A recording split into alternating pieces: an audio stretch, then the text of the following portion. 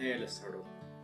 El equipo promotor que considera la puesta en marcha de un negocio debe realizar un plan de empresa. Este plan describe en detalle la oportunidad de inversión, explicando qué producto o servicio se comercializará, qué estrategia comercial seguirá la empresa, qué recursos humanos serán necesarios, qué sistemas de producción se emplearán, etc. En otras palabras, el plan de negocio marca las líneas básicas de actividad del startup. Este aspecto estratégico del plan de negocio nos indica la primera característica básica del plan financiero, que es el que realizaremos en esta materia. La necesidad de que éste sea coherente con las iniciativas y objetivos definidos en el plan estratégico. Dicho de otra manera, el plan estratégico no debe incluir ninguna iniciativa no presupuestada en el plan financiero y viceversa. El plan financiero no puede de ninguna manera recoger inversiones, gastos o ingresos no previstos en el plan estratégico. El plan financiero es el reflejo económico del plan estratégico y sus conclusiones en términos de necesidades de financiación o rentabilidad a futuro son aplicables al negocio descrito en el plan estratégico. Constituyen realidades inseparables. Generan una sensación muy negativa en los inversores. Comprobar como, por ejemplo, los promotores del startup describen en su plan de empresa la necesidad de contratar a unos ingenieros de alta gama y cualificación, y posteriormente, al revisar el plan financiero, se aprecian unos sueldos de becario para tales. Otro error bastante frecuente consiste en aportar en el plan estratégico un calendario de lanzamiento de productos, mientras que en el plan financiero se están presupuestando ventas en ejercicios anteriores al previsto. Pasa la salida al mercado. En esta materia estaremos realizando este plan financiero en match con el plan estratégico. Otra característica básica del plan financiero consiste en su finalidad práctica. En ocasiones, los equipos promotores prestan una gran atención al rigor de los números que realizan, manejando cantidades con decimales, cuidando su corrección académica, pero obviando elementos básicos para que el inversor sea capaz de valorar la oportunidad de negocio que están presentando.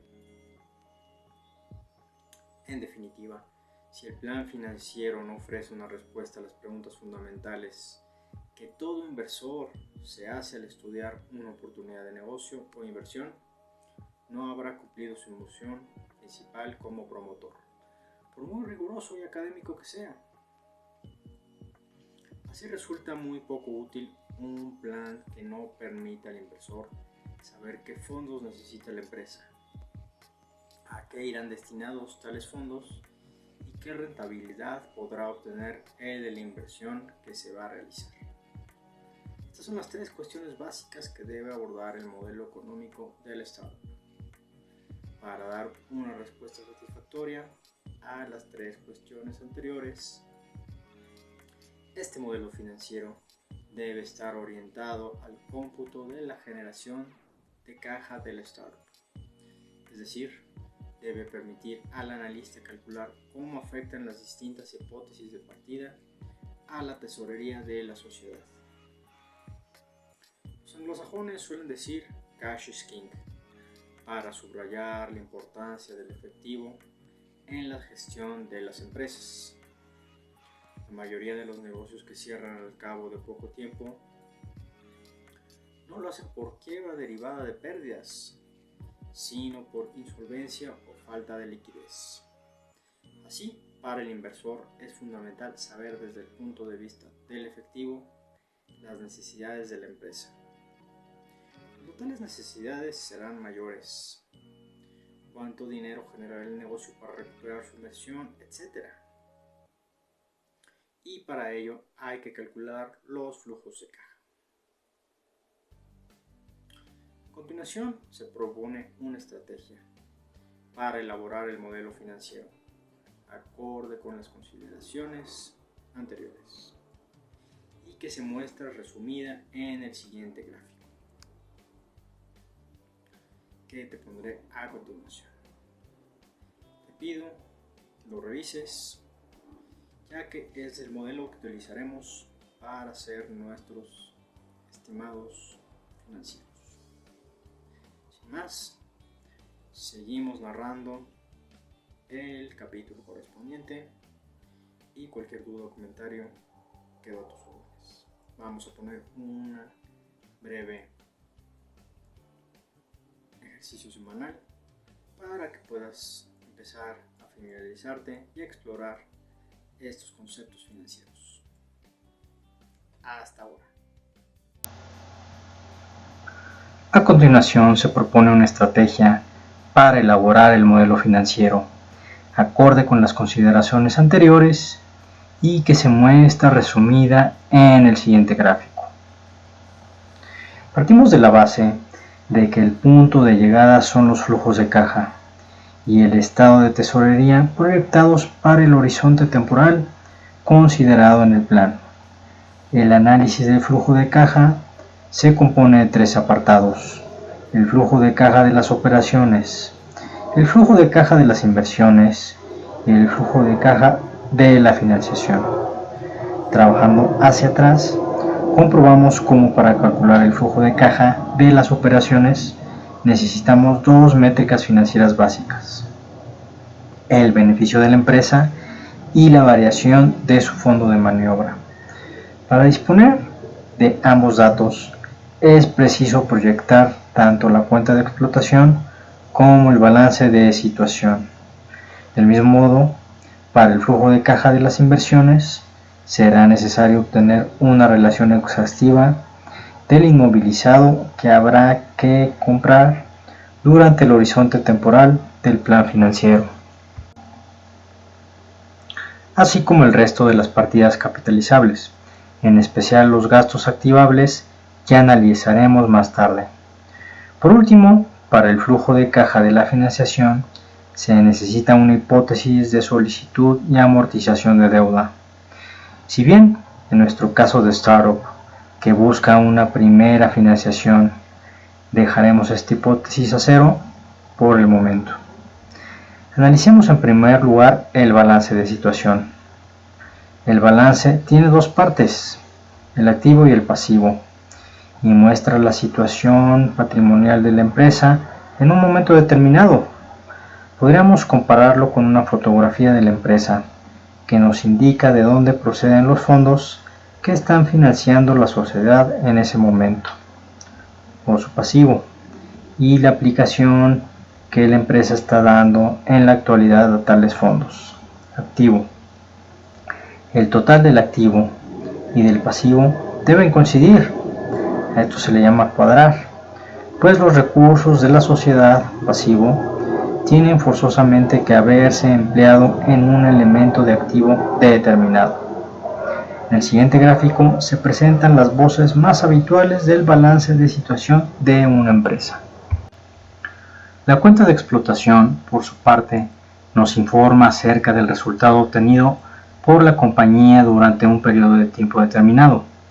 Básicamente se parte de los ingresos que ha generado la empresa y se van deduciendo todos aquellos costos y gastos en los que han incurrido en el curso de sus operaciones. En este gráfico se describen las principales partidas de una cuenta de explotación. Conviene notar que en el caso de una startup como la que nos ocupa, es muy habitual que entre los ingresos se incluyan otros dos apartados: los trabajos realizados para el inmovilizado y las subvenciones en capital. De los primeros nos ocuparemos más tarde. En el epígrafe de subvenciones en capital recogeremos aquellas ayudas y subvenciones no irreintegrables, a ser posible en el año en que se cobren, no en el que se concedan. Para que nuestro modelo calcule adecuadamente tanto el balance de situación como la cuenta de explotación, debemos trabajar de manera ordenada. En primer lugar, es necesario llegar al resultado operativo de la empresa, también llamado EBITDA, Earnings Before Interest, Taxes, Depreciation and Amortization. El resultado operativo no es más que el margen bruto, ventas menos costo de ventas, menos los costos de personal y demás gastos generales. En otras palabras, mide la capacidad de generación de valor del producto de la empresa, pues indica si los ingresos que le proporciona son suficientes para pagar todos los gastos necesarios para funcionar. Esta métrica la encontraremos recurrentemente en nuestra actividad de búsqueda de financiación, pues resulta fundamentalmente para el potencial inversor porque cuantifica la capacidad de la empresa de obtener beneficio de sus actividades normales. Ventas. Nuestro modelo financiero debe, en primer lugar, proyectar la cifra de negocio o ventas que alcanzará la empresa año a año. Ya hemos indicado anteriormente que estas previsiones de ventas deben ser coherentes con el plan estratégico propuesto, de manera que los productos generen ingresos después de haber sido lanzados al mercado, en los países en los que entrará en cada momento, a los clientes que servirá en cada uno de los años, etc. Hay dos formas de estimar los ingresos por ventas que se propone obtener la empresa, de arriba abajo y de abajo arriba. El primer método consiste en realizar un cálculo global del mercado objetivo de la empresa y suponer que en cada uno de los años del plan financiero se va a conseguir una determinada cuota de mercado. Esto es un porcentaje del mercado total.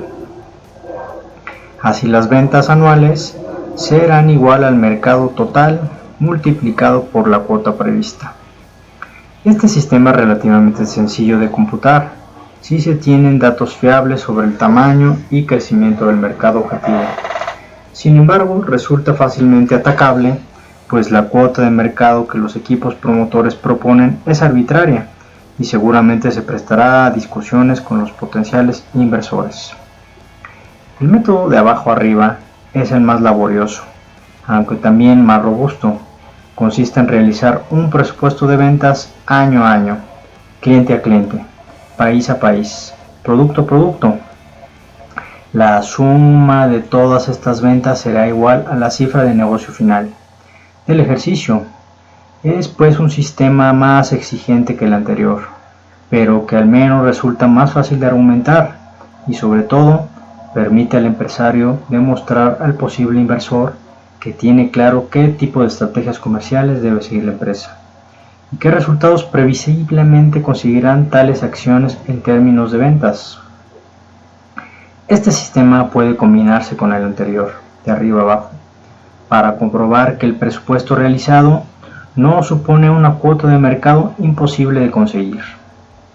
Por último, es muy recomendable que el modelo financiero desglose exhaustivamente todas las variables relacionadas con las ventas, de forma que permita una fácil simulación y cambio de premisas básicas. Por ejemplo, poner en una hoja de cálculo que los ingresos del año son iguales a un precio multiplicado por un número de productos no es tan útil como plantear unas hipótesis de precio por geografía, precio por modelo de producto, precio por segmento de cliente. Trabajando con el inversor podríamos modificar los números y comprobar cómo afectan tales hipótesis a la rentabilidad final del negocio y las necesidades financieras para su consecución. Esta será parte de nuestra actividad semanal, realizar una previsión de ventas de arriba abajo y de abajo hacia arriba para presentarlo a un inversor hipotético. Coste de ventas. Bajo el epígrafe coste de ventas, el promotor debe reflejar los costes directos de los productos vendidos durante el ejercicio. También aquí existen dos métodos para realizar estas estimaciones. Lo mejor de todo sería disponer de presupuestos reales de proveedores que demuestren al posible inversor la capacidad de la empresa de tener bajo control el coste de sus ventas. Cuando esto no es posible, otras startups suelen recurrir a comparables, planteando así el coste de ventas como el porcentaje de las ventas observado en empresas similares. En todo caso, es importante que las cifras proyectadas como coste de ventas sean razonables y justificables, así para argumentar que los costes disminuyen con el tiempo. Puede citarse el mayor poder negociador que va adquiriendo la empresa según va creciendo y que dará lugar a descuentos y rappels. También puede ser que como consecuencia de la entrada en nuevos mercados o el lanzamiento de los productos en pipeline, el coste de ventas vaya aumentando, puesto que si esos nuevos productos tienen un margen inferior, lo normal es que esto se refleje en los años en que salgan al mercado. La diferencia entre ingresos de ventas y coste de ventas da lugar a una métrica muy importante, el margen bruto, que indica la capacidad del producto de la empresa para generar valor y pagar así el resto de costes de estructura. Hay por definición algunas industrias en las cuales el margen bruto es extraordinariamente elevado. Por ejemplo, en el software, donde una vez desarrollado el producto, vender licencias tiene un coste marginal casi insignificante. En cambio, en empresas de corte industrial, en las que hay un uso intensivo de materia prima cara en procesos de fabricación, se observan márgenes brutos más estrechos. En estos casos de bajo margen bruto, para que la empresa demuestre ser rentable, la métrica fundamental será el volumen de negocio. Así habrá que calcular la masa crítica necesaria para que el margen obtenido por las ventas sea suficiente para cubrir todos los costes de estructura y proporcionar al empresario un beneficio. En general, aquellas empresas que operan en mercados altamente competitivos se enfrentan a este tipo de situación, viéndose obligadas a trabajar con márgenes muy estrechos. Un margen reducido es sumamente peligroso para la startup, pues encarece los fallos. Cada vez que la empresa comete un error y, por ejemplo, entrega una cantidad equivocada de producto, el nivel de ventas que tendría que realizar para subsanarlo será mayor que las necesarias si los márgenes son altos. Después de calcular el margen bruto, el emprendedor debe reflejar en el modelo económico los gastos de estructura de la empresa. El primero de ellos es el coste de personal. Para un correcto modelado de los costes de personal, hay que elaborar un calendario de contrataciones. Uno de los errores más frecuentes de los equipos promotores cuando realizan un plan de negocio consiste en suponer que todas las personas deben estar incorporadas en la empresa desde el momento de su creación. Esto, aparte de suponer un peso financiero importante para la compañía, es irreal, pues lo normal es que los recursos se vayan incorporando a medida que la empresa los va necesitando. El calendario de contrataciones debe hacerse muy detallado, persona a persona si la empresa tiene un tamaño reducido, o por lo menos categoría profesional a categoría profesional si es que la plantilla va a ser amplia. Una vez que tenemos qué personas o perfiles profesionales deben incorporarse a la empresa cada año, es preciso presupuestar su coste empresa. Esto es, el sueldo bruto más las cargas sociales a cargo de la empresa. Aquí nuevamente tenemos que revisar lo planteado en el plan estratégico y si, por ejemplo, en nuestro negocio lo fundamental es tener 3 investigadores en biomedicina de primer nivel en plantilla, es imprescindible trabajar con la hipótesis de que la retribución prevista para estos perfiles se encontrará en el rango más alto de la escala habitual para estos profesionales. En general, es una buena práctica no escatimar en gastos de personal esencial y presupuestar a un buen equipo de profesionales. Además, por motivos de prudencia, se suele suponer que las personas están en la empresa a mediados de año, de manera que durante el primer ejercicio en que prestan sus servicios, se carga a la sociedad el 50% de su coste anual.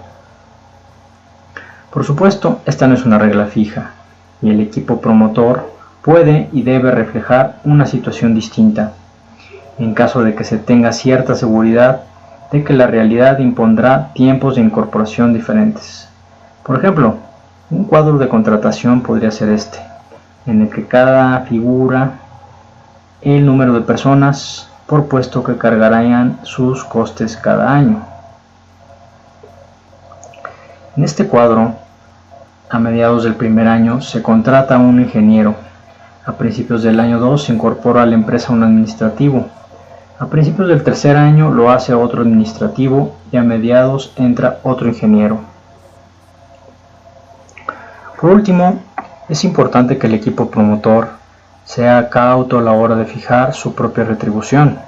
Los inversores suelen ser muy reacios a aceptar sueldos de primer nivel para emprendedores en las rondas iniciales de financiación de un negocio, pues sería equivalente a una compra de participaciones cuando lo que pretende hacer el Venture Capital es financiar el negocio.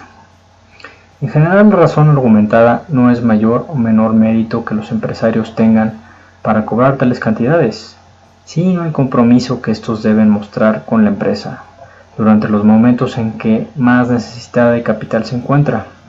Retomaremos esta cuestión en el capítulo sobre el acuerdo de inversión. Para concluir el modelado de los gastos de personal, es preciso incluir las comisiones de la fuerza de ventas como porcentaje de los ingresos o las unidades vendidas, por ejemplo, y los bonos pagaderos a los directivos.